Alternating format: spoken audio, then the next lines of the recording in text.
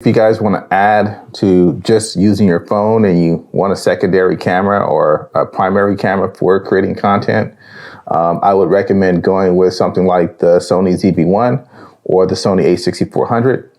Canon makes some comparable cameras, but I didn't do too much research on Canon's cameras. I just know that the ZV-1 and the a6400 are popular amongst content creators at this point in time. The ZV-1 has a fixed lens. It has a flip-out screen. It can shoot in 4K as well as 60, and I believe... All right, so the ZV-1 can shoot 4K, 24, 60, and 120 frames per second. So that's pretty powerful for a compact little camera. The A64 has some similar features, but the A64 has an interchangeable lens that you can utilize. This is great because if you want to purchase different lenses at different focal lengths and take additional photography with longer focal lengths and so on and so forth, you'll be able to do that and customize it with this particular camera.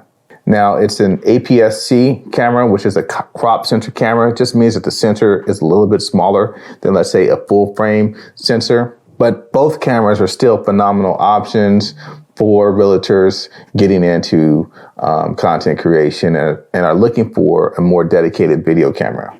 The only advice that I really offer if you're going to get a camera with a changeable lens is to do some research on the lenses and the prices of those lenses, because the cameras and the lenses will start to add up at some point in time.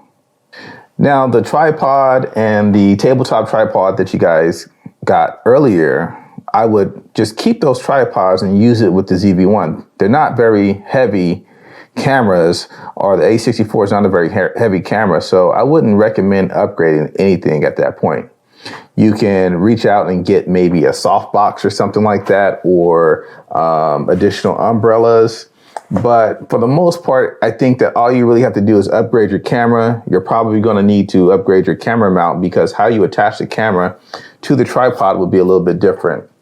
This right here is an Arc of Swiss mount, and your Arc of Swiss mounts are perfect for most cameras, and they have a few different type of mounts out there, but this is the most popular type of mount out there currently.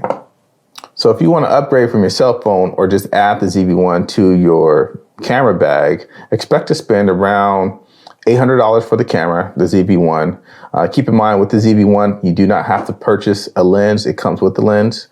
An additional $100 to about $150 for additional accessories. That would include special mounts that you would need for your tripod, and also memory cards and things like that you're going to need.